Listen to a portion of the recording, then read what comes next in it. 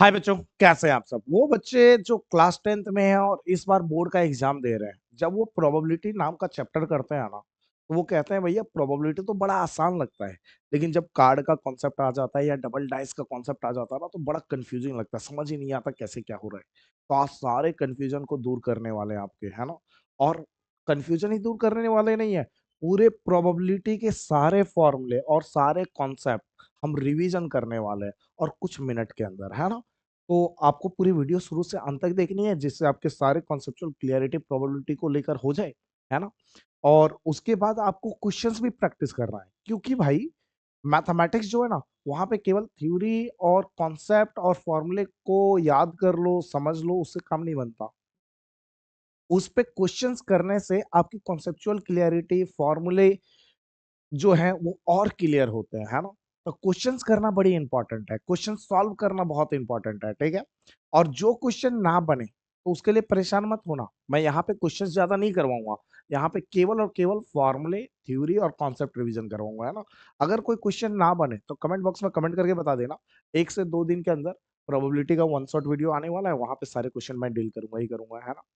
तो उम्मीद है मेरी बातें समझ में आ गई, अच्छे से क्लियर हो गया, ठीक है। तो स्टार्ट करते हैं आज की क्लास। तो एक बार इंट्रो लेते हैं, है ना, फिर देखते हैं क्या करना है। हाय बच्चों, मैं रोशन भैया आप सबका स्वागत करता हूं आपके अपने यूट्यूब चैनल ई आचार्य पे। अभी आपको बता ही दिया करना क्या है।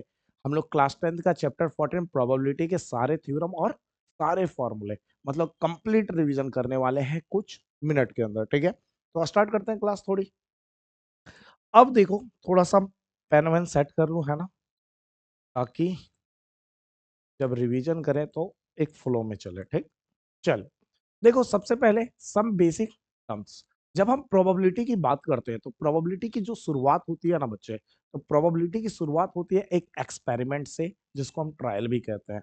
अगर हम एक्सपेरिमेंट करें ही ना, तो प्रोबेबिलिटी कभी एग्जिस्ट ही नहीं करेगा। तो प्रोबेबिलिटी एग्जिस्ट ही तब करता है जब हम कोई चीज एक्सपेरिमेंट करते हैं। अब क्वेश्चन आता है ये एक्सपेरिमेंट क्या होता है। तो यहाँ लिखा हुआ है एन एक्शन और operation resulting to or more outcomes. कोई भी एक्शन या कोई भी काम करते हैं जिसमें 2 या 2 से ज्यादा आउटकम आ जाए, है ना, वो अपने आप में एक्सपेरिमेंट कहलाता है। जैसे एक पासे को फेंका, लूडो तो खेले हो ना, तो लूडो में आपने डाइस फेंका होगा, तो डाइस फेंका तो उसमें आउटकम्स क्या आ सकते हैं, 1 2 3 4 5 6, 2 से ज्यादा आउटकम्स आ रहे हैं, तो इट्स अ एक्सपेरिमेंट, है ना। आप जैसे आज आसमान में बादल छाए हुए हैं, आप ये सोच रहे हो स्कूल जाऊं या ना जाऊं, दो ही चीज हो सकता है, या तो आप स्कूल जाओगे या तो नहीं जाओगे, यही हो सकता है ना। तो यहाँ पे भी कितने आउटकम्स आ रहे हैं, 2 आउटकम्स आ रहे हैं, इट्स अ एक्सपेरिमेंट। आप अब मान के चलो स्कूल पहुंच गए, आपके टीचर ने आपको होमवर्क दिया था, तो ये दो ही चीजें हो सकती है, या तो आप होमवर्क किए होगे या नहीं किए होगे। यहाँ पे भी दो ही आउटकम्स आ रहे हैं, तो जहां जहां 2 या 2 से ज्यादा आउटकम्स आए, वो अपने आप में एक्सपेरिमेंट कहलाता है। और एक्सपेरिमेंट का ही दूसरा नाम क्या है, ट्रायल, ठीक है। अब आगे सुनिए, there are 2 types of experiment. Experiment के बेसिकली 2 टाइप होते हैं, है ना। पहला होता है डिटर्मिनिस्टिक एक्सपेरिमेंट। पहला क्या होता है, डिटर्मिनिस्टिक एक्सपेरिमेंट। और दूसरा होता है रैंडम एक्सपेरिमेंट। डिटर्मिनिस्टिक एक्सपेरिमेंट वो एक्सपेरिमेंट होता है बच्चा, जिसका रिजल्ट, मतलब क्या आने वाला है, ये हमें पहले से पता होता है। जैसे केमिस्ट्री लैब अगर आप कभी गए होंगे, तो जो भी वहां एक्सपेरिमेंट करते हैं वो पहले से हमें पता होता है कि क्या आने वाला है। हमें पता है कि अगर एसिड में बेस मिलाएंगे तो हमें सॉल्ट मिलेगा, ये तो पहले से पता है कि एसिड में बेस मिलाएंगे तो क्या मिलेगा, सॉल्ट मिलेगा। ये बात तो पता है ना। तो फिर भी हम इस चीज को ट्राई करके एक बार देखते हैं। तो जो हम एक्सपेरिमेंट कर रहे हैं, उस एक्सपेरिमेंट का रिजल्ट हमें क्या है, पहले से ही पता है। तो कोई भी अगर एक्सपेरिमेंट करते हो और उस एक्सपेरिमेंट का रिजल्ट अगर आपको पहले से पता है, तो वो अपने आप में डिटर्मिनिस्टिक एक्सपेरिमेंट है ना। एग्जाम्पल लिख रखा है एक्सपेरिमेंट इन केमिस्ट्री लैब। दूसरा है रैंडम एक्सपेरिमेंट। रैंडम एक्सपेरिमेंट में जो आउटकम आने वाला है, जो रिजल्ट आने वाला है, फाइनल आंसर आने वाला है, उसको हम प्रिडिक्ट नहीं कर सकते। एक सिक्का उछाला, आपने कहा सिक्के में हेड आएगा, क्या आप गारंटी दे सकते हो? आप नहीं दे सकते गारंटी। हो सकता है कि आपने हेड बोला तो पहली बार हेड आ जाए, दूसरी बार हेड आ जाए, तीसरी बार आ जाए, चौथी बार आ जाए, बट हर बार हेड नहीं आएगा। हो सकता था छठी या सातवीं बार हेड नहीं आया, है ना। तो हम गारंटी के साथ प्रिडिक्शन नहीं कर सकते। तो रैंडम एक्सपेरिमेंट वो एक्सपेरिमेंट होता है जिसके रिजल्ट हमें पता नहीं होता कि क्या आने वाला है। जैसे एग्जाम्पल पे टॉसिंग अ कॉइन जो अभी समझाया, थ्रोइंग अ डाइस, डाइस को जब हम फेंकते हैं, एक पासा फेंकते हैं, तो पासा फेंकने पे क्या क्या आ सकता है, 1 2 3 4 5 6, हम गारंटी नहीं दे सकते कि 5 ही आएगा, 6 ही आएगा, है ना। तो इट्स अ रैंडम एक्सपेरिमेंट। अब यहाँ पे एक बड़ी इंपॉर्टेंट नोट लिखा हुआ है, इस नोट को समझो, है ना। नोट क्या कह रहा है, in this chapter we will discuss about random experiments. मतलब प्रोबेबिलिटी के अंदर जब हम बात करते हैं एक्सपेरिमेंट की, तो हम कौन सा एक्सपेरिमेंट की बात करते हैं, रैंडम एक्सपेरिमेंट की, ओनली रैंडम एक्सपेरिमेंट की। प्रोबेबिलिटी के अंदर डिटर्मिनिस्टिक एक्सपेरिमेंट की कभी बात नहीं की जाती है ना। तो जब भी कभी आप क्वेश्चंस करोगे, तो क्वेश्चंस में एक वर्ड लिखने को वो, मतलब सॉरी, देखने को मिलेगा रैंडम। तो रैंडम का मतलब यही समझना कि एक ऐसा एक्सपेरिमेंट है जिसका रिजल्ट हमें पहले से नहीं पता कि क्या आने वाला है, आउटकम्स क्या आएगा, इसकी गारंटी हम नहीं दे सकते। उम्मीद है मेरी बातें समझ में आ गया, ठीक है। अब हम चलते हैं अगले पॉइंट पे, जिसका नाम है सैंपल स्पेस। सैंपल स्पेस को ऐसे डिनोट करते हैं, बड़ा इंपॉर्टेंट चीज है, ध्यान से सुनिएगा। The collection of all possible outcomes of a random experiment. अगर कोई रैंडम एक्सपेरिमेंट करते हैं और उस रैंडम एक्सपेरिमेंट में जो भी चीजें आ रही है उन सबका कलेक्शन कर ले, तो वो अपने आप में सैंपल स्पेस है। एग्जाम्पल के तौर पे पहला एग्जाम्पल लिया, 1 कॉइन इज टॉस्ड, एक सिक्का उछाला। तो एक सिक्का उछालने पे दो चीज आएगा, हेड और टेल। ध्यान से सुनिएगा, एक सिक्का को उछालने पे दो चीज आएगा, हेड और टेल। अब हेड और टेल जो आया, अब इसका कलेक्शन कर रहा है। तो कलेक्शन करने के लिए हम करली ब्रेसेस का यूज करते हैं। आपको ध्यान होना चाहिए कि ब्रैकेट तीन टाइप का होता है, एक बिग ब्रैकेट, एक करली ब्रैकेट और एक स्मॉल ब्रैकेट। बट हम हमेशा सैंपल स्पेस को करली ब्रैकेट में ही लिखते हैं। जब आप 11 12 में जाओगे ना, तो आपको पता चलेगा कि करली ब्रैकेट में किसी भी चीज को लिखना अपने आप में सेट्स कहलाता है ना। तो ध्यान रखिएगा कि सैंपल स्पेस को हमेशा किस ब्रैकेट में लिखते हैं, करली ब्रेसेस में, है ना। और सैंपल स्पेस को किससे दिखाते हैं, एस से, ठीक। तो हमने क्या करा, जो भी एक्सपेरिमेंट हम कर रहे हैं, यहाँ पे जो रैंडम एक्सपेरिमेंट कर रहे हैं, रैंडम एक्सपेरिमेंट क्या किया था, एक कॉइन को उछाला, एक सिक्के को उछालने पे क्या आएगा, हेड और टेल। इसका हमने कलेक्शन कर लिया, तो ये अपने आप में सैंपल स्पेस है। आगे दूसरा एग्जांपल है, 1 डाइस इज थ्रोन। अगर एक डाइस फेंका, तो एक डाइस को फेंकने पे आएगा 1 2 3 4 5 और 6। अब हम क्या करेंगे, इसका कलेक्शन करेंगे। कलेक्शन करने के लिए करली ब्रेसेस लगाया। अब हमने क्या किया, जो रैंडम एक्सपेरिमेंट किया, तो जो जो आउटकम्स आने की चांसेस बन रही है उनको हमने कलेक्ट कर लिया, तो इट्स अ सैंपल स्पेस। अगला वर्ड है आउटकम। ध्यान से सुनना, आउटकम क्या है bro, a possible result of a random experiment is called its outcome. मतलब अगर कोई रैंडम एक्सपेरिमेंट कर रहे हो, उस रैंडम एक्सपेरिमेंट में जो भी पॉसिबल रिजल्ट्स है वो सारे सारे आउटकम है। जैसे एग्जांपल यहाँ पे लिखा हुआ है, if a experiment consists of tossing a coin once, then its outcome are head and tail। अगर आप कहना क्या चाहता है वो समझो, मेरी भावनाएं समझना है ना। आउटकम क्या होता है कि अगर आप कोई रैंडम एक्सपेरिमेंट करते हैं, तो उस रैंडम एक्सपेरिमेंट में जो रिजल्ट आता है उसे हम क्या कहते हैं, आउटकम्स। मतलब क्या है, अगर 1 कॉइन इज टॉस्ड, अगर एक सिक्का उछाला, ध्यान से सुनना, 1 कॉइन इज टॉस्ड, अगर एक सिक्का उछाला, तो एक सिक्के में क्या क्या आएगा, एक सिक्के को उछालने पे या तो हेड आएगा या तो टेल। तो ये अपने आप में ये आउटकम्स है भैया। इसी को तो सैंपल स्पेस कहते हैं। देखो, बड़ी डिफरेंस चीज है सैंपल स्पेस और आउटकम्स में। अगर एक सिक्के को उछालने पे जितनी भी चीजें आई, उन सबका कलेक्शन कर ले, कलेक्शन मतलब करली ब्रेसेस लगा दे, तो वो अपने आप में सैंपल स्पेस है। लेकिन अगर करली ब्रेसेस नहीं लगा रहे हैं, तो इसका मतलब है एक सिक्के को उछालने पे ये चीजें रिजल्ट में आ सकती है, ठीक है। तो इसे आउटकम्स है कहेंगे, है ना। तो ये अपने आप में आउटकम्स है। तो अगर आउटकम्स का कलेक्शन को सैंपल स्पेस कहते हैं, जितने भी आउटकम्स आए उनके कलेक्शन को सैंपल स्पेस कहते हैं। और एक सिक्के को उछालने पे जो जो चीजें आती हैं, ठीक है, जो जो चीजें आती हैं, अगर उस चीज को करली ब्रेसेस में ना लिखें, नॉर्मली लिख दें, ठीक है, तो वो आउटकम्स कहलाता है। मेरी बात समझ में आ गया। अब देखो, एक फॉर्मूला है जो बहुत इंपॉर्टेंट है, वीवीआई मार्क कर देना, क्योंकि ये प्रोबेबिलिटी का फॉर्मूला और इसी पे पूरा चैप्टर डन होने वाला है। जैसे किसी ने पूछा पीई, पीई मतलब प्रोबेबिलिटी ऑफ एन इवेंट, यहां लिखा हुआ है PE equal to probability of an event E, है ना। पी को क्या पढ़ते हैं, probability of an event E. P को प्रोबेबिलिटी ब्रैकेट को ऑफ, ई को पढ़ते हैं एन इवेंट ई, है ना।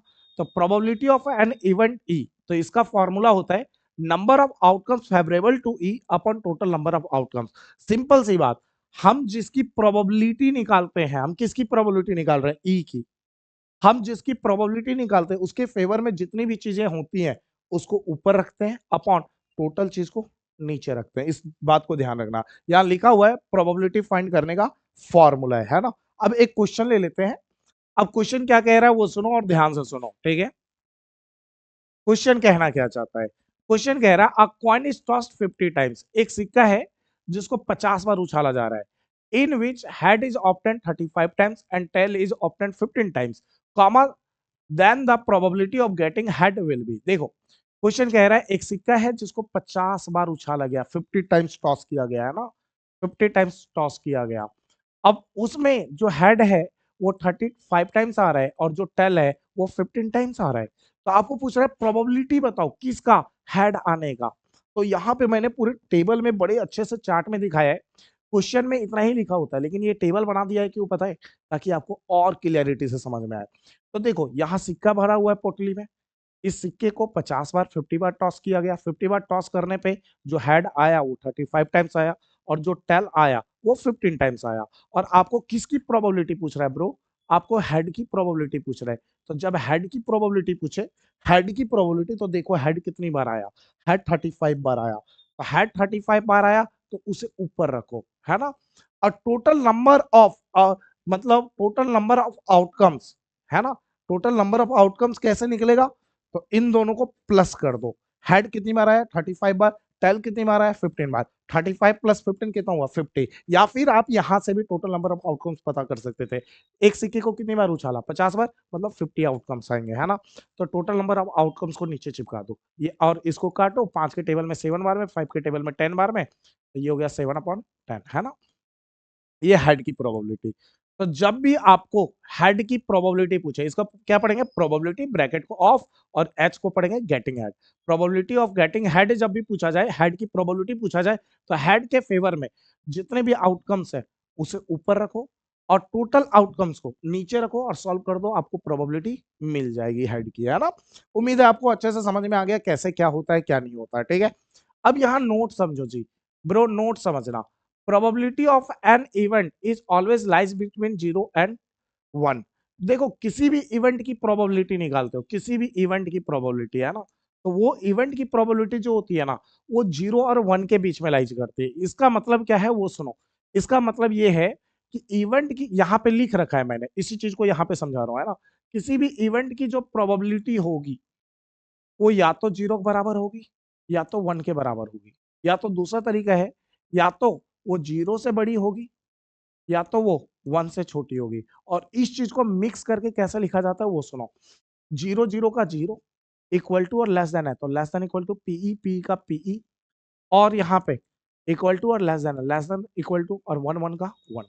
ऐसे लिखना गलत है ना, ऐसे कभी नहीं होता, लेकिन मैं बस समझाने के लिए तुम्हें कर रहा हूँ, है ना। तो जब भी ऐसा कभी लिखा हो ना 0 less than equal to P, तो इसका मतलब क्या होता है वो सुनो। कि 0 जो है वो लेस है पीई से, ये वाली कहानी। और ये डंडा अगर खींचा हुआ है तो इसका मतलब है 0 इक्वल टू है पी की, मतलब ये वाली कहानी, है ना। तो इसको पढ़ा जाता है क्या? 0 less than equal to P less than equal to 1। और इसका मतलब ऊपर वाला जो हमने ये लिखा है ये होता है।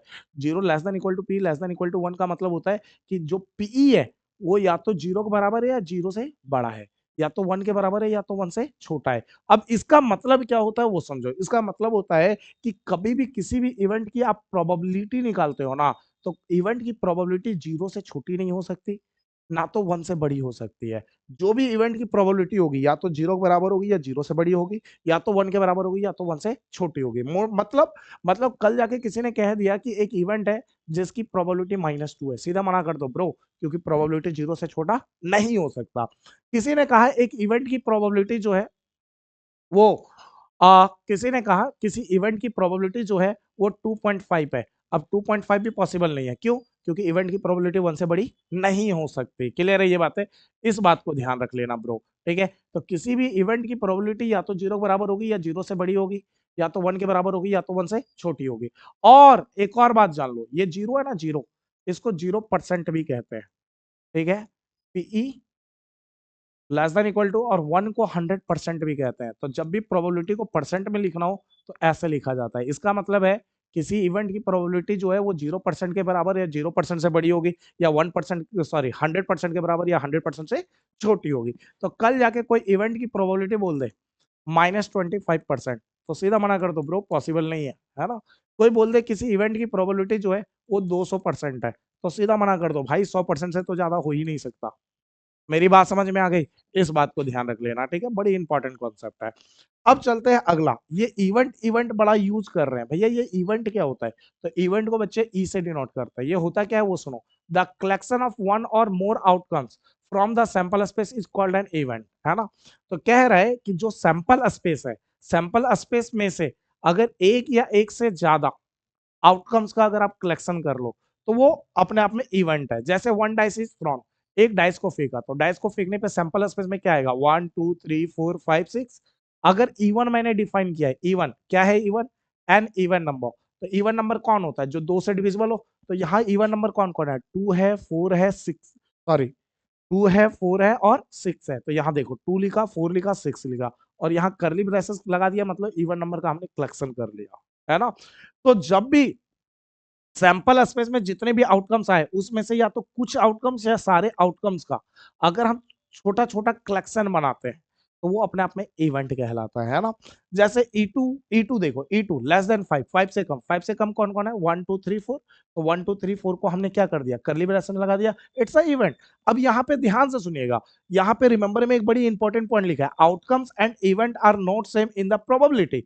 ध्यान रखिएगा, आउटकम्स और इवेंट किसी भी प्रोबेबिलिटी में सेम नहीं होता। जैसे मैंने बोला वन डाइस इज थ्रोन, ध्यान से सुनिएगा मेरी बात, one dice is throne bro, मेरी बात ध्यान से सुनो, एक एक चीजों को समझना जरूरी है ना। बाद में इसको नोट कर लेना, पहले अभी वीडियो देखो, केवल चीजों को समझो, बाद में कॉपी में क्या करना, फिर से वीडियो को पीछे ले जाना, या फिर अभी स्क्रीनशॉट लेते जाओ हर एक पेज का, या लास्ट में मैं बाई पेज पलट दूंगा, उसका स्क्रीनशॉट ले लेना, फिर कॉपी में तरीके से नोट कर लेना, और जो क्वेश्चन दूंगा सॉल्व कर लेना, है ना। वन डाइस इज थ्रोन, एक डाइस को थ्रोन किया, तो सैंपल स्पेस में क्या क्या आएगा, 1 2 3 4 5 6। अगर मैं बोलूं कि बताओ यहाँ पे इवन नंबर बताओ, तो इवन नंबर कौन कौन है, तो तुम बोलोगे 2 4 और 6, ये इवन नंबर है। मैं बोलूं नहीं इवन नंबर का कलेक्शन बताओ, तो आपने बोला कि कलेक्शन बोलना है, तो 2 4 6 पे करली ब्रेसेस लगा दो। तो देखो, मैंने पूछा इवन नंबर बताओ, तो आपने बोला 2 4 6, यही बोला। तो जब हम इस पे करली ब्रेसेस नहीं लगाए तो इट्स अ आउटकम, और जब हम इवन नंबर का कलेक्शन कर दे, कलेक्शन मतलब करली ब्रेसेस लगा दे, तो इट्स अ इवेंट। समझ में आ गया? इस बात को ध्यान रखना। अब आगे चलते हैं भाई, types of events, types of events, है ना। सबसे पहला आता है एलिमेंट्री इवेंट, जिसको हम सिंपल इवेंट भी कहते हैं। तो क्या बोला, any single outcome of an experiment is called an elementary event. कोई भी अगर एक्सपेरिमेंट करते हैं और उस एक्सपेरिमेंट का अगर सिंगल आउटकम की बात करें, ठीक है, हम जो चाहते हैं उसमें केवल सिंगल आउटकम आ रहा है, तो वो एलिमेंट्री इवेंट है। जैसे एग्जांपल के तौर पे थ्रोइंग आर डाइस, जैसे ये दिख रहा है डाइस, है ना, मैंने पूरा प्रॉपर बना रखा है ताकि आपको चीजों को समझा सके। एक डाइस है, इस डाइस को फेंका तो क्या क्या आ सकता है, 1 2 3 4 5 6। लेकिन हमें क्या चाहिए, हम कह रहे हैं कि हमें बस एक एलिमेंट्री इवेंट, एक इवेंट दे दो, दो। हम इसमें केवल दो की डिमांड कर रहे हैं, और हमें दो मिल जाता है, एक सिंगल इवेंट दो मिल जाता है, तो वो अपने आप में इट्स अ एलिमेंट्री इवेंट। अगर हम डिमांड करते हैं दो और चार की, तो हम एक से ज्यादा एलिमेंट की डिमांड करें, it's not elementary event. Elementary event में सिंगल एलिमेंट होता है, सिंगल एलिमेंट, है ना। क्लियर है ये बातें? अब आगे बढ़िए जी, क्या बोल रहा है, the sum of the probability of all elementary events of an experiment is 1। अगर कोई एक्सपेरिमेंट करते हो, उस एक्सपेरिमेंट में आप एलिमेंट्री इवेंट को शामिल करते हो, और एलिमेंट्री इवेंट की जब आप प्रोबेबिलिटी निकालते हो तो उसका जो सम होगा वो 1 होगा। मतलब क्या है, मतलब से पहले ये समझो कि ये इंपॉर्टेंट पॉइंट है, बहुत इंपॉर्टेंट पॉइंट है, ये पेपर में पूछा गया क्वेश्चन है, ये नोट वाला, है ना, कि बताओ एलिमेंट्री इवेंट की प्रोबेबिलिटी का सम कितना होगा एमसीक्यू में। तो ध्यान रखिएगा, एलिमेंट्री इवेंट की प्रोबेबिलिटी का सम 1 होगा। अब इस चीज को थोड़ा सा हम एग्जांपल से समझते हैं ना। जैसे एग्जांपल लिखा है, वन कॉइन इज टॉस्ड, एक सिक्का उछाला ब्रो, एक सिक्का उछाला, तो सैंपल स्पेस में क्या आएगा, हेड और टेल। मैडम जी यही आएगा, हेड और टेल। अब बताओ, किसी दिन मैंने पूछा हेड की प्रोबेबिलिटी बताओ, प्रोबेबिलिटी ऑफ गेटिंग हेड, तो बोलोगे भैया यहाँ पे हेड एक बार है, देखो भैया हेड एक बार है, एक ऊपर लिख दो, और टोटल कितने इवेंट है, दो, तो दो नीचे लिख दो। वैसे मैंने पूछा यार टेल की प्रोबेबिलिटी बताओ, तो बोला भैया टेल देखो यहाँ एक बार है, एक ऊपर लिखो, और टोटल दो इवेंट है तो दो नीचे लिखो। तो हेड की प्रोबेबिलिटी कितनी आई, 1/2, टेल की प्रोबेबिलिटी कितनी आई 1/2। फिर कुछ देर के बाद मेरा मन किया दोनों को जोड़ देता है, तो जो हेड की प्रोबेबिलिटी थी पीएच और जो टेल की प्रोबेबिलिटी थी पीटी, इन दोनों को प्लस कर दिया। तो पीएच की वैल्यू कितनी है 1/2, तो पीएच के देखो 1/2 प्लस प्लस पीटी कितनी है 1/2, पीटी 1/2 है ना। अब नीचे वाला सेम एलसीएम लेंगे तो ऊपर वाला जैसे का तैसा, तो 1 + 1/2, 1 + 1 2 अपॉन में 2 अपॉन में 2, 2 से 2 कटा 1 बार में, तो आंसर कितना आ गया 1। तो एक बात बताओ, एक सिक्के को उछालने पे क्या क्या आएगा, हेड और टेल ही आएगा, इसके अलावा तो कुछ नहीं आएगा, इसके अलावा तो कुछ नहीं आएगा। और अगर हम जब इस सिक्के को उछाला और इस सिक्के को उछालने पे सैंपल स्पेस में दो चीज आया, हेड और टेल, जब हम सिंगल सिंगल बात करें, हेड की बात करें अगर सिंगल बात कर रहे हैं तो इट्स एलिमेंट्री इवेंट, जब हम टेल की सिंगल बात करें तो इट्स एलिमेंट्री इवेंट। अब हेड की प्रोबेबिलिटी को क्या कहेंगे पीएच, और टेल की प्रोबेबिलिटी को क्या कहेंगे पीटी। और अब हम क्या कह रहे हैं कि जो एलिमेंट्री इवेंट है इनकी प्रोबेबिलिटी का जब सम करेंगे, सम मतलब पीएच प्लस पीटी करेंगे, तो ये आंसर 1 देगा, जो आपको यहाँ पे एग्जांपल में दिख ही रहा है कि आंसर 1 ही दे रहा है ना। तो ध्यान रखिएगा एलिमेंट्री इवेंट की जो प्रोबेबिलिटी का जो सम होता है वो हमेशा 1 होता है। क्लियर है ये बात है। आगे बढ़ते हैं ब्रो। अगला है कंपाउंड इवेंट। कंपाउंड इवेंट क्या है वो सुनो। An event having two or more outcomes is called compound event. अगर कोई इवेंट है और कोई, ध्यान से सुनिएगा, कोई इवेंट है जिसमें दो या दो से ज्यादा आउटकम्स आ रहे हैं, ठीक है, इट्स अ कंपाउंड इवेंट। जैसे एक डाइस है, एक डाइस को थ्रोन किया तो क्या क्या आएगा 1 2 3 4 5 6। अब यहाँ पे मैंने कहा कि यार मुझे इवन नंबर दे दो, यहाँ पे लिखा ना the outcome of getting an even number, even number दे दो। तो इवन नंबर कौन कौन है, बोलोगे भैया इवन नंबर 2 है 4 है 6 है, तो इवन नंबर लिख लिया 2 4 और 6। तो ये जो है, ये जो हमारा इवेंट बना, ये जो इवेंट बना, इस इवेंट में क्या एक सिंगल एलिमेंट है, नहीं एक से ज्यादा एलिमेंट है। अगर एक से ज्यादा एलिमेंट है तो इट्स अ कंपाउंड इवेंट, ठीक है। नाम जानो और नाम का मतलब समझो, बहुत इंपॉर्टेंट होता है ना। अगला है third number bro, equally likely event. NCERT पे इसके बिहाफ पे क्वेश्चन भी है ना, तो थोड़ा समझो और थोड़ा इंपॉर्टेंट भी है।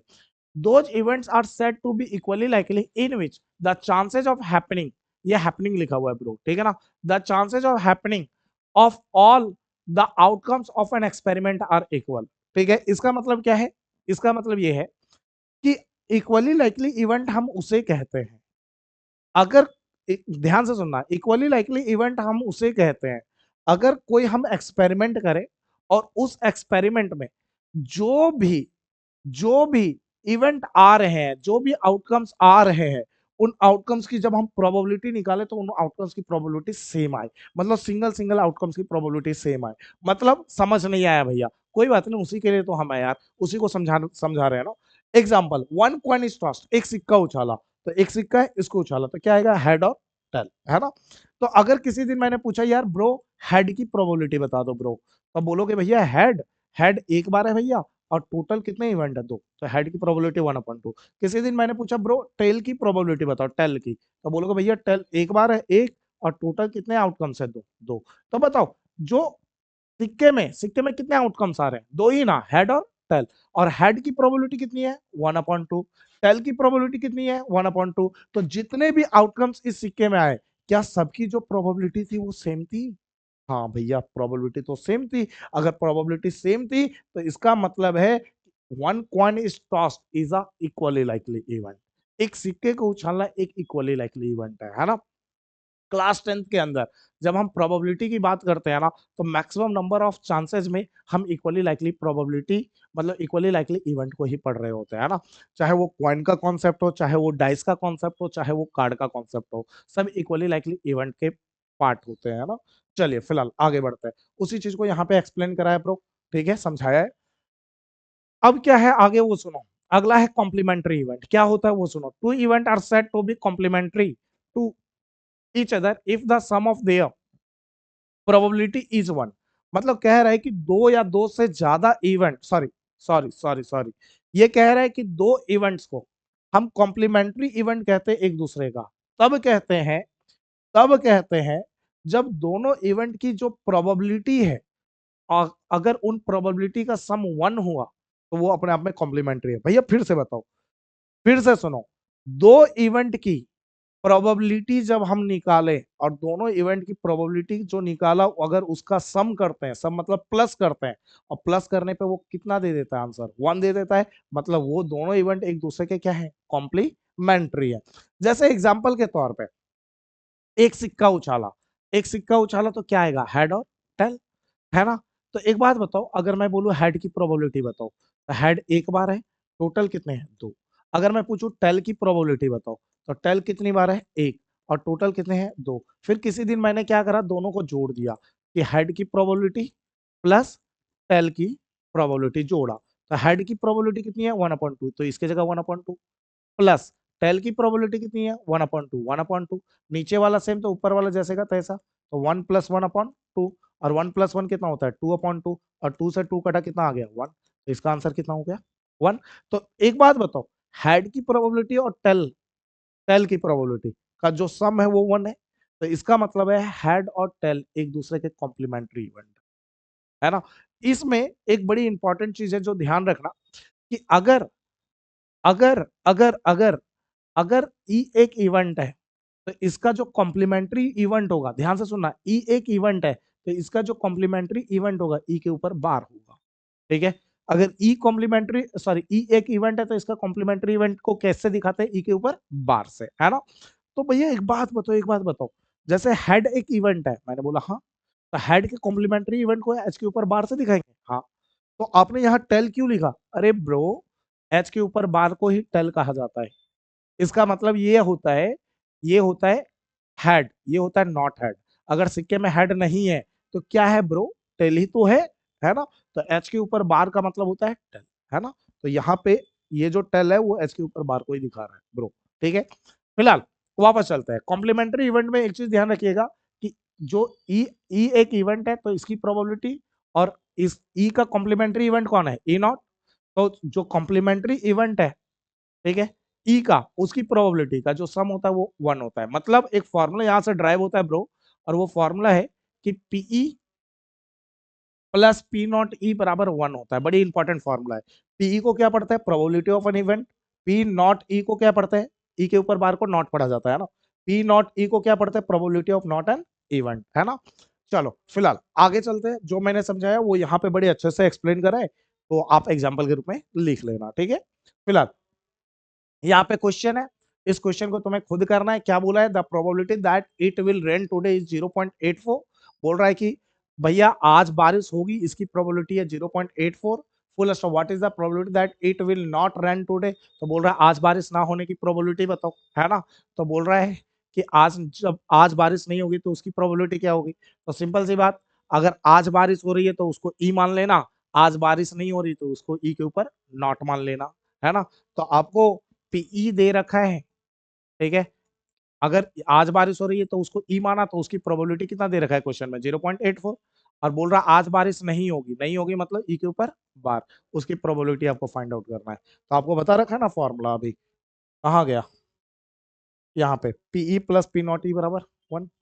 यहाँ पे वही फॉर्मूला यूज करना, आपको मिल जाएगा, ठीक। फिलहाल आगे बढ़ते हैं। एक होता है bro sure event, an event which is sure to happen is called sure event.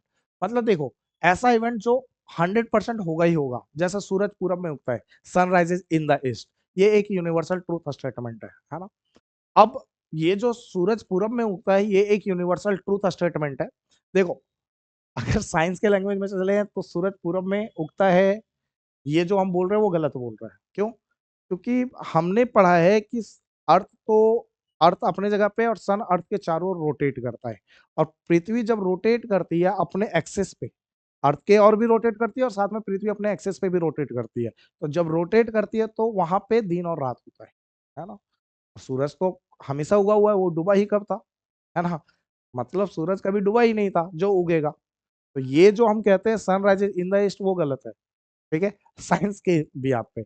But normally आम भाषा में चलता है, ठीक, कि हम देखते हैं सूरज पूरब में उगता है, ठीक है, जिधर सूरज उगता है उसको हम पूरब कहते हैं। फिलहाल तो सनराइजेस इन द ईस्ट एक यूनिवर्सल ट्रूथ स्टेटमेंट है। और आप सूरज के उगने से पहले उठो या सूरज के उगने के बाद उठो, सूरज तो पूरब में ही उगेगा, है ना। वो तो ऐसा नहीं है कि किसी दिन तुम लेट सोकर उठे तो सूरज पश्चिम में उग गया, पॉसिबल नहीं है। ये श्योर है कि सूरज पूर्व में उगेगा, तो ये अपने आप में श्योर इवेंट है, तो इसकी प्रोबेबिलिटी कितनी होगी, 1 होगी, है ना। तो दुनिया में जितने भी यूनिवर्सल ट्रूथ स्टेटमेंट होती है ना, वो सारे के सारे एक श्योर इवेंट में आते हैं, और श्योर इवेंट की प्रोबेबिलिटी कितनी होती है, 1, ध्यान रखना।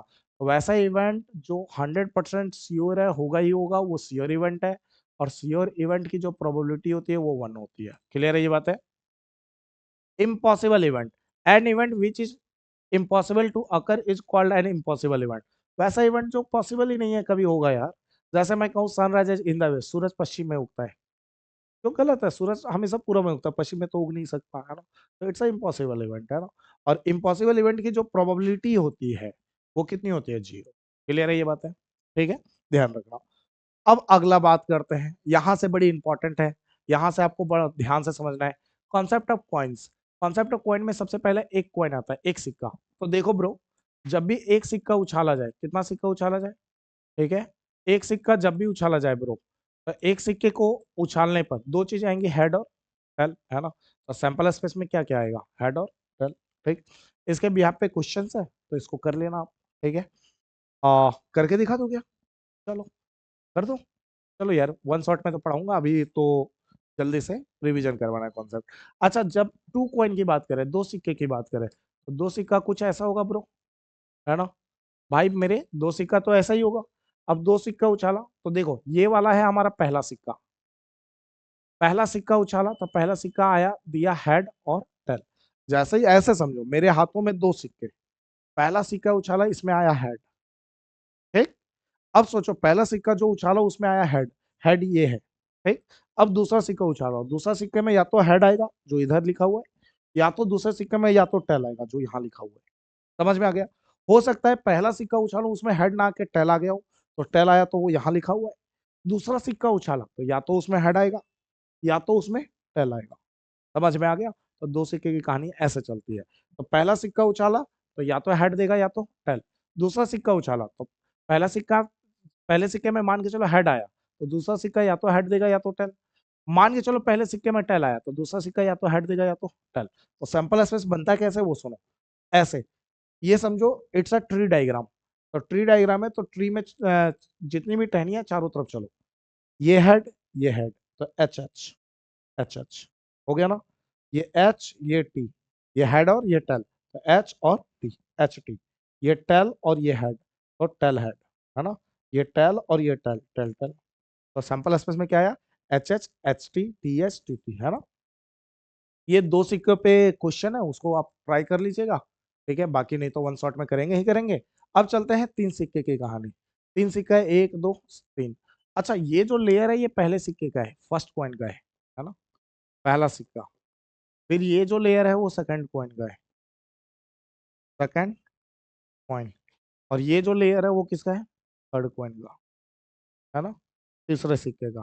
सोचो, पहला सिक्का उछाला, पहले सिक्के में क्या आएगा, या तो हेड आएगा या तो टेल आएगा। मान के चलो पहले सिक्के में हेड आ गया। अब दूसरा सिक्का उछाला, तो दूसरे सिक्के में या तो हेड आएगा या तो टेल आएगा। मान के चलो दूसरे में भी हेड आ गया। तीसरा सिक्का उछाला, तो तीसरे में या तो हेड आएगा या तो टेल आएगा।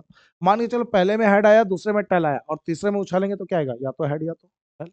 सोचो, ऐसा भी हो सकता है पहले में टेल आया हो, पहले सिक्के में, दूसरे सिक्के में हेड आया हो, तीसरे सिक्के में या तो हेड आएगा या तो टेल। हो सकता है पहले में टेल आया, दूसरे में टेल आया, तीसरे में या तो हेड या तो टेल। अब सब तरफ चलते हैं और सैंपल स्पेस क्रिएट करते हैं। ये सैंपल स्पेस है ना। तो सैंपल स्पेस में क्या आएगा, एच, देखो क्या क्या आएगा, देखो ध्यान से सुनना, हेड, हेड, हेड, देखो H H H, head, head tail, H H T. अब देखो head, tail, head, S T H, head, tail, tail, है ना। हेड टेल टेल कहाँ है ब्रो, हेड टेल टेल इधर लिख दिया है, थोड़ा ध्यान दीजिएगा, हेड टेल टेल, है ना। अब tail, head, head, tail head head, देखो टेल हेड हेड। अब tail, head, tail, tail head tail, है ना। अब अगला टेल, टेल हेड, देखो टेल टेल हेड ये है। अगला है टेल, टेल टेल, ये है ना। तो इसमें कितने एलिमेंट आते हैं, एक, कॉमा के बाद दो, कॉमा के बाद तीन, कॉमा के बाद चार, कॉमा के बाद पांच, कॉमा के बाद छह, कॉमा के बाद सात, कॉमा के बाद आठ। ठीक है, तीन सिक्के में 8 कॉइन आते हैं ना। अब सुनो, इसके भी यहाँ पे कुछ क्वेश्चन है जो आपको ट्राई में करना है, ठीक है। अब यहाँ पे बड़ी इंपॉर्टेंट है कॉन्सेप्ट, है ना। नम देखो, ओहो, नेम ऑफ कॉइन नहीं है ब्रो, ये प्रिंटिंग मिस्टेक हुआ है, पता नहीं कैसे, टाइपिंग मिस्टेक है ना। मैम इसको थोड़ा सा सही कीजिएगा अगली बार। नंबर ऑफ, यहाँ नंबर होना चाहिए ऑफ कॉइन्स, ठीक है, नंबर ऑफ कॉइन्स। अच्छा, नंबर ऑफ कॉइन्स है ना, और यहाँ पे है इस साइड है टोटल नंबर ऑफ आउटकम्स। सोचो, एक सिक्का उछाला, कितना सिक्का, एक ही सिक्का, तो एक सिक्के में कितना आउटकम आएगा, दो, या तो हेड या तो टेल। दो सिक्का उछाला, दो सिक्के में कितने आउटकम्स है, चार, head head, head tail tail, है ना। तीन सिक्का उछाला तो आउटकम कितने थे, अभी जस्ट बताया था आठ, है ना, आठ आउटकम थे, तो आठ को लिख सकते हैं दो का क्यूब, उसी तरह चार को लिख सकते हैं दो का स्क्वायर, और टू को लिख सकते हैं टू का पावर, कुछ नहीं है तो वन है। तो अगर तीन सिक्का उछाला तो दो का पावर तीन, दो सिक्का उछाला तो दो का पावर दो, तो चार सिक्का उछालेंगे तो दो का पावर चार, है ना। वैसे ही पांच सिक्का उछालेंगे तो दो का पावर पांच आउटकम्स, कल छह सिक्का उछाला तो दो का पावर छह आउटकम्स, अगर कल एन सिक्का उछाला तो टू का पावर एन आउटकम्स। तो जितने भी सिक्के उछालेंगे उतना ही टू का पावर चढ़ता जाएगा और उतना ही नंबर ऑफ आउटकम्स होगा, है ना, या फिर number of elements in sample space होगा। अब चलते हैं अगला, कॉन्सेप्ट ऑफ डाइस, है ना। कॉन्सेप्ट ऑफ डाइस में सबसे पहले आता है वन डाइस। एक डाइस को फेंकने पे क्या आता है bro, one two three four five six, sample space में लिख दिया one two three four five six, इसमें तो कोई कंफ्यूजन ही नहीं है, ये क्वेश्चन है वन डाइस के बिहाफ पे, तो एक बार ट्राई कर लीजिएगा ना। चलो, अब चलते हैं टू डाइस पे। देखो टू डाइस वाला कॉन्सेप्ट थोड़ा यूनिक है, यहाँ दो डाइस दिखा है ना। मान के चलो पहला डाइस उछाला, पहला डाइस फेंकने पे वन आएगा, टू आएगा, थ्री आएगा, फोर आएगा, फाइव आएगा, सिक्स आएगा, यही आ सकता है। अब सोचो पहला डाइस फेंका, पहले डाइस फेंकने पे वन आ गया, फिर अब दूसरा डाइस है, इसको फेंक रहा हूँ, तो दूसरा डाइस फेंकने पे क्या क्या आएगा, one two three four five six, है ना। सोचो पहले डाइस में टू आ गया, तो दूसरे डाइस में क्या आएगा, one two three four five six. पहले डाइस में सोचो थ्री आ चुका है, तो दूसरे डाइस में या तो वन आएगा, या तो टू, या तो थ्री, या तो फोर, या तो फाइव, या तो सिक्स, है ना। ऐसे ही सारी चीजें चलती जा रही है। अच्छा, कहानी क्या है, अब इसका सैंपल स्पेस बनाता हूँ। तो सैंपल स्पेस कैसे बनेगा, तो देखो कैसे बनेगा सैंपल स्पेस। एक, सबसे पहले एक डाइस फेंकते हैं, तो एक डाइस को फेंकने पे क्या आएगा, one two three four five six, और दूसरा डाइस फेंकने पे one two three four five six, दूसरे डाइस में यही होगा। अरे पहले डाइस में यही छह होंगे, दूसरे डाइस में ये छह होंगे, अब दोनों डाइस साथ में फेंकते हैं। पहले डाइस फेंकने पे मान के चलो वन आया, तो दूसरे डाइस में भी क्या आया, वन। सोचो पहले डाइस में वन आया तो दूसरे डाइस में क्या आया, टू। सोचो पहले डाइस में वन आया तो दूसरे डाइस में थ्री, पहले डाइस में वन आया तो दूसरे डाइस में फोर। अब ये वही वाली चीज चल रही है कि दो डाइस है, पहला डाइस फेंका तो वन आया, तो दूसरा डाइस फेंका तो या तो वन आएगा, पहले डाइस में मान के चलो वन आया, तो दूसरे डाइस में या तो टू आएगा। समझ में आ रहा है, और वही कहानी चल रही है, देखो पहले डाइस में वन तो दूसरे डाइस में वन, पहले डाइस में वन तो दूसरे डाइस में टू, ऐसे कहानी चलती जाएगी, है ना। फिर पहले डाइस में देखो वन आया तो दूसरे डाइस में फाइव, पहले डाइस में वन आया तो दूसरे डाइस में सिक्स, वैसे ही मान के चलो अब वन से कहानी खत्म हो गई, है ना, मान के क्या चलो खत्म ही हो गई। अब सोचो पहला डाइस फेंका, उसमें टू आया तो दूसरे डाइस में वन आया, और ऐसे चलते जाएगा, और पता है आपको कहाँ तक जाएगा, टोटल कितने एलिमेंट बनेंगे, 36, one two three four five six, seven eight nine ten eleven twelve, और सिक्स इधर, 18, सिक्स 24, सिक्स 30, और सिक्स 36, है ना। तो ध्यान रखिएगा कि एक डाइस में कितने एलिमेंट होते हैं, एक डाइस में, कहा गया, एक डाइस में एक दो तीन चार पांच छह, एक डाइस के सैंपल स्पेस में छह एलिमेंट, और दो डाइस के सैंपल स्पेस में कितने एलिमेंट, आपको जस्ट बताया 36 एलिमेंट। अब इसके, अब टू डाइस के बिहाफ पे जो क्वेश्चन है उसको आपको सॉल्व कर लेना है ना। चलो आगे बढ़ाते हैं ब्रो, आगे बढ़ाते हैं। अब टू डाइस में भी एक गड़बड़ है मैडम जी, मैम अगली बार इसको सुधारिएगा, इसमें थोड़ी सी मिस्टेक हुई है, typing mistake. Number of dices, है ना, और टोटल नंबर ऑफ आउटकम्स। सोचो एक डाइस को फेंका, एक डाइस को फेंकने पे कितने आउटकम्स है, दो डाइस को फेंका तो कितने आउटकम्स, 36, है ना। एक डाइस पे 6, दो डाइस पे 36। अच्छा 36 को क्या लिख सकते हैं, सिक्स का स्क्वायर, और सिक्स को क्या लिख सकते हैं, सिक्स का पावर वन। एक पैटर्न देखो, जब दो डाइस को फेंका तो नंबर ऑफ आउटकम्स कितने आ गए सैंपल स्पेस में, सिक्स का पावर टू। एक डाइस फेंका तो सिक्स का पावर वन, जितना डाइस है उतना छह का पावर चढ़ रहा है, तो कल जाके तीन डाइस हुआ तो out total number of outcomes क्या होंगे, सिक्स का पावर थ्री। 4 डैश हुआ तो 6 का पावर 4, और अगर डॉट डॉट डॉट चलता रहेगा n डैश हुआ तो 6 का पावर n आउटकम्स, है ना। इसको ध्यान रखिएगा जी। अब कॉन्सेप्ट ऑफ कार्ड्स है, इसको समझो, उसके बाद आगे बढ़ते हैं ना। A deck of playing cards consist of 52 cards which are divided into 4 suits of 13 cards each. They are, देखो क्या है कि जब आप पत्ते देखते हो, तो जब आप पत्ते खरीदोगे तो पत्तों का जो एक पूरा गड्डी होती है उसको डेक कहा जाता है ना। उसमें टोटल 54 कार्ड्स होते हैं। 54 कार्ड्स में 2 जोकर होते हैं, तो जोकर को हटा दो, तो 2 जोकर हटा दिए तो कितने बचे? 52।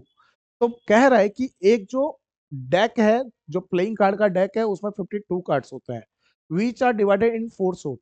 जो है, जो 52 कार्ड्स है वो 4 सूट में बंटते हैं। 4 सूट मतलब 4 पार्ट में बंटते हैं, है ना। और चारों के चारों पार्ट में, ठीक है, कितने कितने कार्ड होते हैं? 13 कार्ड्स होते हैं। अब क्वेश्चन आता है कि भैया कैसे बंटते हैं, तो देखो ये सोचो, डेक है 52 कार्ड्स का, है ना। अब इसमें हट कितना है, मतलब जो तेरह तेरह जो सूट है ना, 4 सूट, वो 4 सूट ये होते हैं, है ना। अब इस 4 सूट का नाम है, इस टाइप को, इसको कहते हैं हट, इसको कहते हैं डायमंड, इसको कहते हैं स्पीड, इसको कहते हैं क्लब। और सारे सूट में 13 कार्ड्स होते हैं, है ना। तो ये हो गया हट के कितने कार्ड? 13। तो ये 13 कार्ड्स होते हैं, डायमंड के 13 कार्ड्स, स्पीड के 13 और क्लब के भी 13 कार्ड्स होते हैं ना। अब इसको थोड़ा और डिटेल में समझते हैं। अब क्वेश्चन आता है कि ये जो 13 कार्ड्स होते हैं वो कौन कौन से होते हैं। तो ये 13 कार्ड्स मैंने पूरे अच्छे से यहाँ एक्सप्लेन कर रखा है। तो देखो, द कार्ड्स, ढंग से देखिएगा, द कार्ड्स, है ना, इन, इसको रेड कलर ले लेते हैं ना, रेड कलर, रेड कलर, ठीक। The cards in each suit R S, king. देखो, हर एक सूट में जो कार्ड होता है वो कौन होता है? एक एस होता है, एस को हम ए से डिनोट करते हैं, ठीक है ना। एक किंग होता है, यहाँ पे डिनोटेशन भी लिख दूं क्या? एस को ए से डिनोट करते हैं, किंग को के से, क्वीन को क्यू से। इसको थोड़ा नीचे लेते हैं ना पेज को, ठीक। अब देखो, मैंने क्या कहा है, एस को ए से, किंग को के से, क्वीन क्वीन को क्यू से, जैक को जे से। उसके अलावा एक 10 होता है, 9 होता है, 8 होता है, 7 होता है, 6 होता है, 5 होता है, 4, 3 और 2 होता है। अब क्वेश्चन आता है भैया दिखता कैसा है कार्ड। तो मैंने कहा ना 4 सूट होता है। पहला किसका सूट होता है? क्लब का, दूसरा डायमंड का, तीसरा हर्ट का, चौथा स्पेड का। और सब में यही 13 कार्ड्स होते हैं। देखो, ये एस लिखा हुआ है, तो ये क्लब का एस ऐसा होता है ना। अच्छा, डायमंड का एस ऐसा होता है, हर्ट का एस ऐसा होता है, स्पेड का एस ऐसा होता है। अच्छा, क्लब का ये जो 2 है ना, 2 वो कुछ ऐसा होता है। डायमंड का 2 कुछ ऐसा होता है, 2 लिख के डायमंड बना होता है। हर्ट का 2 ऐसा होता है, स्पेड का 2 ऐसा होता है। वैसे ही 3 4 5 6 7 8 9 10, है ना। उसके अलावा जैक ऐसा कुछ होता है ना, जे लिख करके ऐसा डायग्राम बना होता है, और वहां पे पत्ते का साइन होता है। क्यों? क्योंकि क्लब का पहचान है, क्लब का पहचान है कि क्लब ऐसा, क्लब को ऐसे साइन से डिनोट करते हैं, स्पीड को ऐसे से, डायमंड को ऐसे से, और हर्ट को ऐसा, है ना। तो अगर ऐसा साइन बना हुआ है ना, और साथ में उस पे जे लिखा हुआ है, तो वो जैक है। अगर ऐसा साइन बना हुआ है और डायमंड का, हर्ट, सॉरी, डायमंड वाला ऐसा कुछ बना हुआ है ना, तो ये डायमंड का जैक है। समझ में आ गया? ये जैक है हर्ट का, ये जैक है स्पेड का। वैसे क्वीन और किंग है। क्लियर है ये बातें? ध्यान से देखो, तो ये सारे पत्तों के सेट में ये जो जैक है, क्वीन है और किंग है, इनकी चेहरे बने हुए हैं, शक्लें बनी हुई है ना। तो दुनिया वाले इसको कहते हैं फेस कार्ड। इसको थोड़ा और बारीकी से समझते हैं। जैसे यहाँ पे मैंने बना रखा है, kings, queens, jacks are called face card. क्यों फेस कार्ड कहते हैं? क्योंकि इनका चेहरा बना होता है। जबकि आप बाकी पत्तों में देखो, इनको छोड़कर तो किसी में भी चेहरा नहीं बना हुआ, है ना। तो ये क्या कहलाते हैं? फेस कार्ड कहलाते हैं, है ना।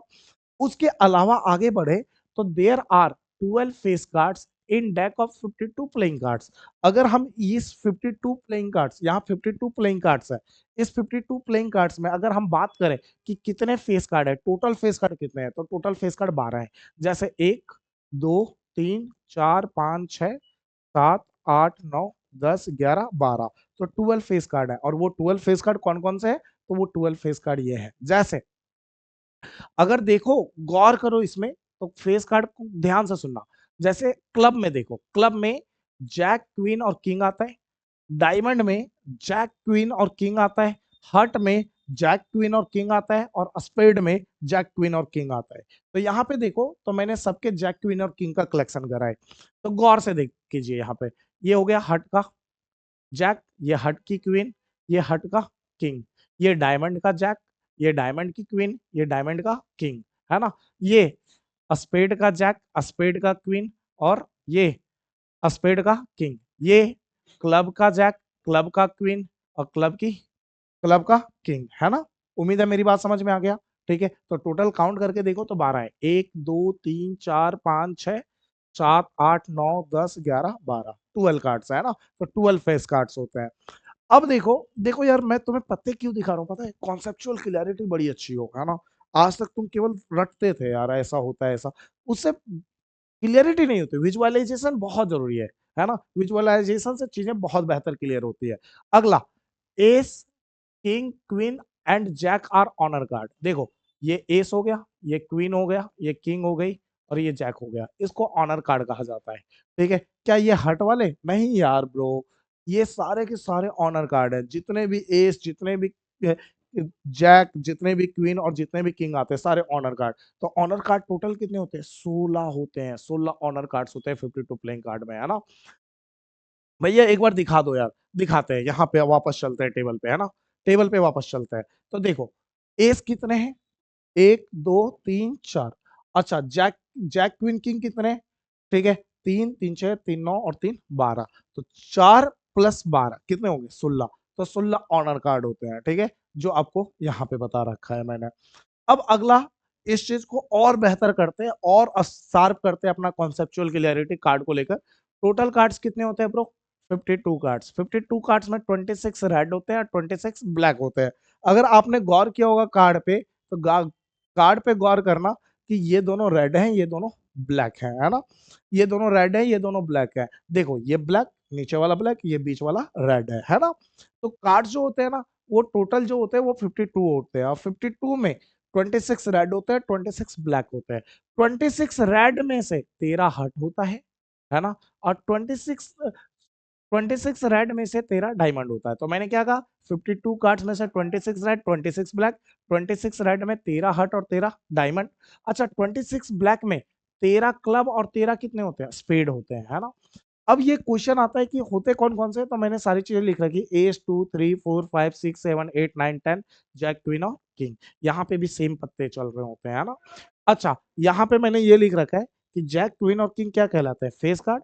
और फेस कार्ड अगर एस के साथ मिल जाए तो वो क्या कहलाता है, ऑनर कार्ड। क्लियर है ये बातें, सारी चीजें मैंने बड़ी डिटेल में दे रखी है। अब क्वेश्चन कैसे आता है प्रोबेबिलिटी का, बहुत सिंपल। आपको पूछेगा रेड कार्ड की प्रोबेबिलिटी बताओ, तो रेड कार्ड कितने हैं ब्रो, 26।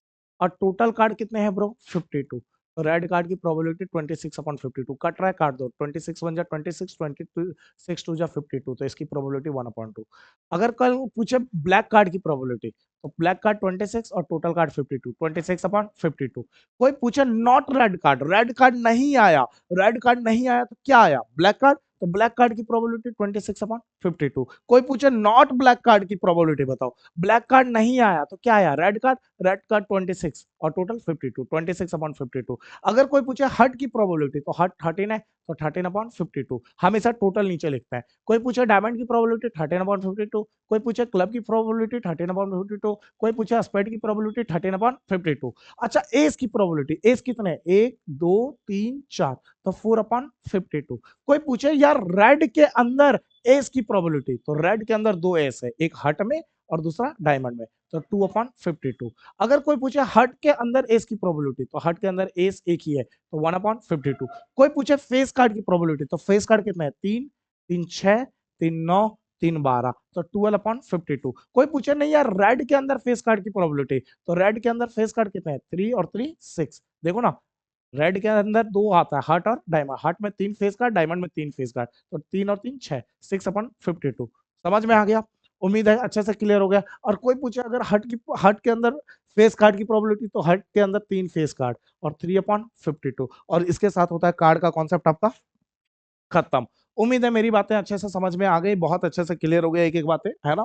ये कुछ क्वेश्चंस है जिसको आपको सॉल्व कर रहे हैं ताकि चीजें आसानी से क्लियर हो जाए, है ना। ये बड़ी इंपॉर्टेंट है यार। देख रहा है ना विनोद, कैसे वीडियो देखकर चैनल सब्सक्राइब नहीं किया जा रहा है? गलत बात है ब्रो। अगर आपने वीडियो यहाँ तक देखा है और चैनल सब्सक्राइब नहीं किया है, तो मेरे साथ ना इंसाफी मत करो, है ना। थोड़ा सा प्यार बनाए रखो, सपोर्ट बनाए रखो, और ऐसे वीडियो मिलते रहेगी। तो चैनल सब्सक्राइब कर लो जल्दी से, है ना। तो जो लाल कलर वाला बटन है ना, उसके साथ क्या करोगे वो मुझे नहीं पता। बस वो दब जाना चाहिए यार, है ना। और घंटा तो बजा के ही जाना। ठीक है फिलहाल। अब कुछ क्वेश्चंस है ब्रो, ये भी आपको बनाने हैं। ये भी कुछ क्वेश्चंस है। तो इसी के साथ खत्म। एक बार मैं पूरा पेज दिखा देता हूँ शुरू से। आपको स्क्रीनशॉट लेना हो तो आराम से बैठ के लेते रहना, ठीक। एक, दो, तीन। वीडियो पॉज कर करके स्क्रीनशॉट आराम से लेते रहना, टेंशन फ्री होकर, है ना। तो उसके लिए टेंशन मत लो। और हाँ ब्रो, जितनी भी चीजें मैंने करवाई हैं, है ना, इन सबको आपको करना क्या है, कॉपी में चुपचाप अच्छे से नोट करना है, ताकि कॉन्सेप्चुअल क्लियरिटी बड़ी अच्छी हो जाए। मैंने कुछ क्वेश्चंस भी दो चार करवाए जितना हो सकता था, और सारे कॉन्सेप्ट बहुत डिटेल में पढ़ाया है ना, ताकि आपकी कॉन्सेप्चुअल क्लियरिटी बन जाए भाई ब्रो। ये मत कहना कि यार अगर प्रोबेबिलिटी का मैं रिवीजन करवा रहा था तो कुछ सेकंड में बाकी लोगों के जैसा निकाल दिया। नहीं यार, मैंने एक एक चीज बड़ी विजुअलाइज करवाई है। तो इस चीज को ध्यान रखना ब्रो, ठीक है ना। और मैडम जी आप लोगों को भी। और हाँ, कोई क्वेश्चन ना बने, कोई भी डाउट हो, अगला कौन से चैप्टर का रैपिड रिवीजन चाहिए, वो मुझे कमेंट बॉक्स में कमेंट करके बता देना ब्रो, है ना। तो उम्मीद है मेरी बातें अच्छे से समझ आ रही हैं, है ना। तो जल्दी से स्क्रीनशॉट लेते जाना, वीडियो पॉज कर करके लेते जाना। बस मैं पेज दिखा रहा हूँ तुम्हें।